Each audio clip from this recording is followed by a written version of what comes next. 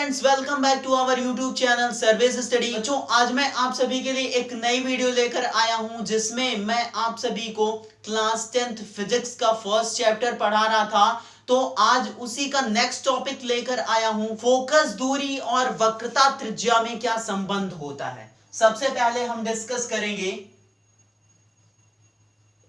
Focus दूरी और वक्रता त्रिज्या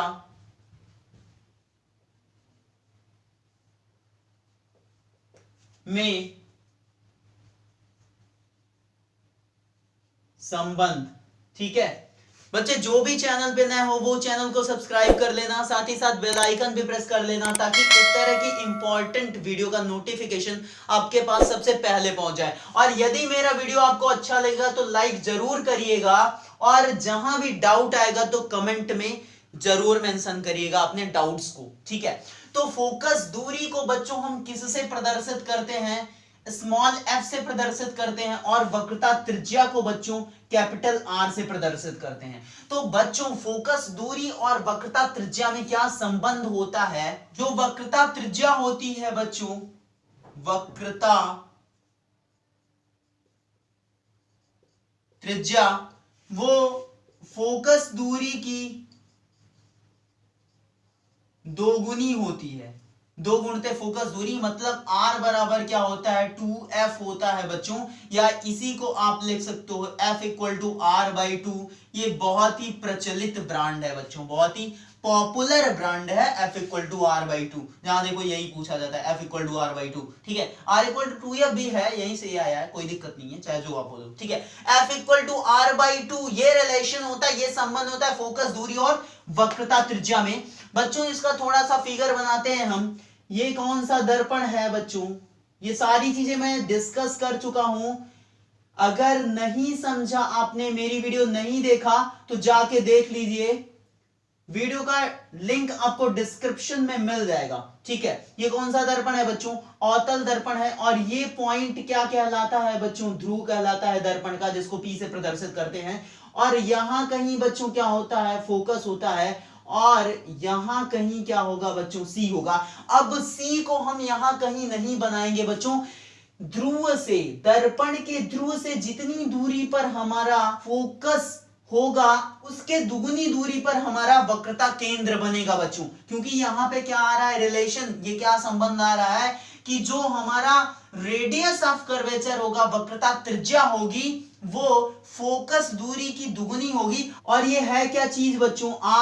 r ही तो है। दर्पण के ध्रुव से वक्रता केंद्र के बीच की जो दूरी है उसी को तो वक्रता त्रिज्या हम बोलते हैं। ठीक है, तो ये जो होगा मतलब कि फोकस से सेंटर ऑफ कर्वेचर की बीच की जो डिस्टेंस होगी वो फोकस से पोल के बीच की डिस्टेंस के बराबर होगा। मतलब कि जो फोकस दूरी होगी वो वक्रता त्रिज्या की आधी होगी। ठीक है, मतलब ये डबल पे बनेगा। यहां से इतनी जितनी डिस्टेंस होगी उतनी ही f से c के बीच की होगी। ठीक है, आई होप कि आपको समझ में आ रहा है बेटर तरीके से। ये हमारा क्या है बच्चों? f है।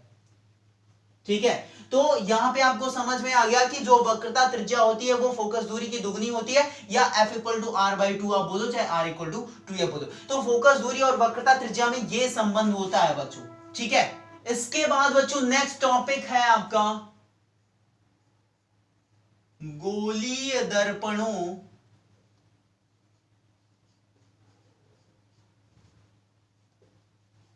से प्रतिबिंब, मतलब कि इमेज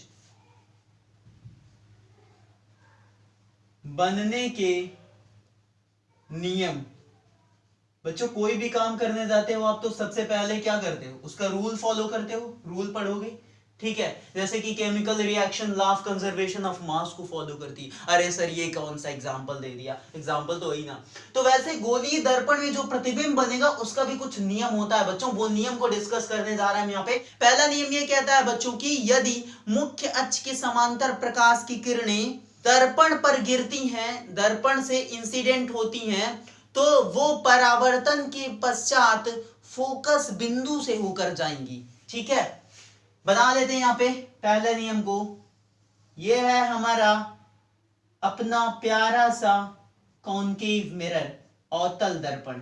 ठीक है, और ये मैंने बना दिया मुख्य अक्ष, बोले तो प्रिंसिपल एक्सिस, और ये मान लो इसका हो गया फोकस, और इसका डबल डिस्टेंस पे क्या हो जाएगा, सेंटर ऑफ कर्वेचर। ठीक है, मतलब कि वक्रता केंद्र। अब बच्चों पहला नियम क्या कहता है कि यदि मुख्य अक्ष के समांतर होकर प्रकाश की किरणें दर्पण पर पड़ती हैं, कैसे पड़ती हैं, मुख्य अक्ष के समांतर होकर प्रकाश किरणें दर्पण पर पड़ती हैं, तो वो परावर्तन के बाद फोकस बिंदु से होकर जाएंगी। कहां से होकर जाएंगी, फोकस बिंदु से होकर जाएंगी। ठीक है, ये इस तरीके से पहला नियम हमारा हो गया। इसी नियम को बच्चों उत्तल दर्पण में भी बना लेते हैं। ये हमारा कौन सा दर्पण हो गया, अभी तो उत्तल दर्पण हो गया। ठीक है, ये हमारा क्या हो गया, मुख्य अक्ष हो गया। आगे बढ़ा दो इसको थोड़ा सा। ये क्या है बच्चों, ये सभी आप जानते हो, मैंने नहीं बनाया, पोल है मतलब कि ध्रुव है। अब यहां भी क्या होगा, मुख्य अक्ष के समांतर प्रकाश की किरणें यदि दर्पण से टकराती हैं या दर्पण पर पड़ती हैं, तो ये क्या हो जाएंगी बच्चों, ये पहली बात तो बिखर जाएंगी परावर्तन के बाद। लेकिन अगर इनको हम पीछे मिलाएंगे, पीछे अगर इनको मिलाएंगे, तो ये एक बिंदु से आती हुई प्रतीत होंगी बच्चों, एक बिंदु से आती हुई प्रतीत होंगी। और किस बिंदु से, फोकस बिंदु से। ठीक है बच्चों, ये तो कल भी बनाया था सर आपने, बोल दो ऐसा। हाँ बनाया था मैंने, आप सही कह रहे हो। तो पहला नियम यदि उत्तल दर्पण के लिए बोले तो क्या कहेंगे कि मुख्य अक्ष के समांतर प्रकाश की किरणें यदि दर्पण से टकराती हैं तो परावर्तन के बाद वो फोकस बिंदु से आती हुई प्रतीत होती हैं। ठीक है, ये फैला दिया इसको इसने, क्योंकि ये अपसारी दर्पण है।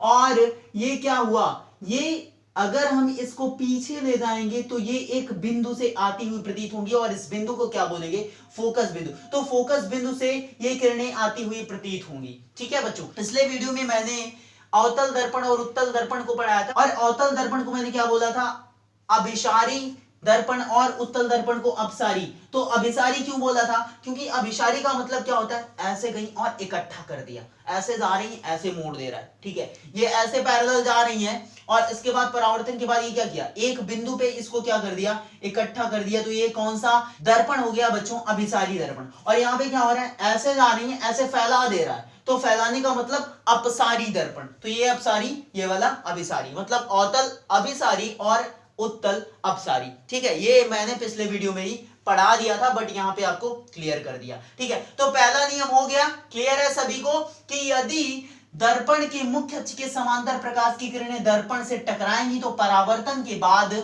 फोकस बिंदु से होकर जाएंगी या फोकस बिंदु से आती हुई प्रतीत होंगी। ठीक है बच्चों, दूसरा नियम क्या है बच्चों, इसी का जस्ट अपोजिट है, मतलब कि जो हमने पहला नियम पढ़ा उसका जस्ट उल्टा है हमारा दूसरा नियम। पहले नियम में क्या था कि मुख्य अक्ष के समांतर जो भी किरणें दर्पण से टकराती थी, परावर्तन के बाद फोकस बिंदु से होकर वापस चली जाती थी। और यहां पे दूसरा नियम क्या होगा, इसका उल्टा, यदि प्रकाश की किरणें मुख्य फोकस से होकर दर्पण पर टकराती हैं, दर्पण पर पड़ती हैं, तो परावर्तन के बाद वो मुख्य अक्ष के समांतर होकर निकल जाएंगी। ठीक है, फिगर बना लेते हैं। यहां पे सबसे पहले अवतल दर्पण की बात करेंगे। ये हमारा हो गया कौन सा दर्पण, अवतल दर्पण। ठीक है, और ये हो गया हमारा मुख्य अक्ष, और ये है हमारा ध्रुव, और ये हो गया इसका फोकस, और ये हो गया इसका सेंटर ऑफ कर्वेचर, मतलब कि वक्रता केंद्र।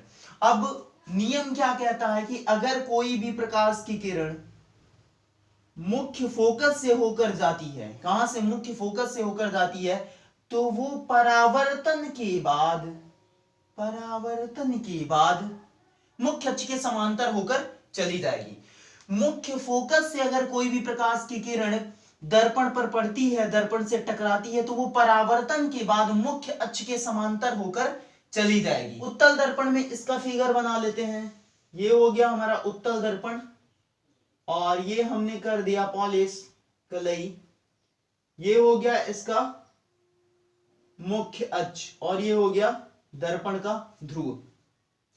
अब इसका फोकस कहां होगा बच्चों? यहां कहीं इसका फोकस होगा और यहां कहीं इसका सेंटर ऑफ कर्वेचर होगा, मतलब कि वक्रता केंद्र। अब एक प्रकाश की किरण इसके फोकस बिंदु से होकर जाती हुई प्रतीत हो रही है कि नहीं? ऐसे जा रही है। इसको अगर पीछे बढ़ाएंगे, इमेजिनरी इसका हम बनाएंगे अगर, तो ये क्या लग रही है कि ये फोकस बिंदु से होकर जा रही है, तो ये परावर्तन के बाद मुख्य अक्ष के समांतर होकर चली जाएगी।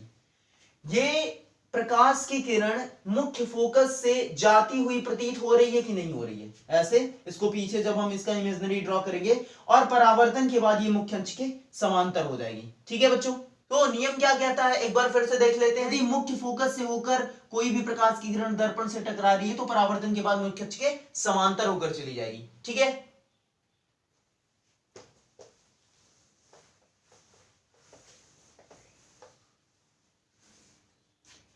एक और नियम है बच्चों, थर्ड वाला, बहुत ही सिंपल सा, कि अगर कोई भी प्रकाश की किरण दर्पण के वक्रता केंद्र से होकर जाती है और दर्पण पर पड़ती है, तो वो परावर्तन के बाद दर्पण के वक्रता केंद्र से होकर वापस चली जाएगी। ठीक है, ये ध्रुव हो गया, ये फोकस हो गया और इसके दुगुनी दूरी पर हमारा वक्रता केंद्र हो गया। नियम क्या कहता है तीसरा वाला, कि यदि कोई भी प्रकाश की किरण दर्पण के वक्रता केंद्र से होकर दर्पण पर टकराती है तो वो परावर्तन के बाद वक्रता केंद्र से होकर वापस चली जाएगी। मतलब जिस रास्ते से वो गई थी उसी रास्ते से वापस चली आएगी परावर्तन के बाद। ठीक है, इसको उत्तल दर्पण में बना लेते हैं। कैसे बनेगा? ये हो गया हमारा उत्तल दर्पण। ठीक, ये मुख्य अक्ष और ये दर्पण का ध्रुव। नियम क्या कहता है बच्चों की यदि कोई भी प्रकाश की किरण दर्पण के वक्रता केंद्र से होकर जाती है या होकर जाती हुई प्रतीत होती है तो वो परावर्तन के बाद दर्पण के वक्रता केंद्र से होकर वापस चली जाएगी। ठीक है, ये हो गया क्या? दर्पण का वक्रता केंद्र और ये हो गया इसका फोकस बिंदु। ठीक है, नियम क्या कहता है कि यदि कोई भी प्रकाश की किरण दर्पण के वक्रता केंद्र से होकर जाती है या होकर जाती हुई प्रतीत होती है तो परावर्तन के बाद वक्रता केंद्र से होकर वापस चली आएगी, बिना अपना रास्ता चेंज किए उसी रास्ते से वापस भी चली जाएगी। ठीक है, आई होप कि आपको समझ में आ गया तीनों रूल। ठीक,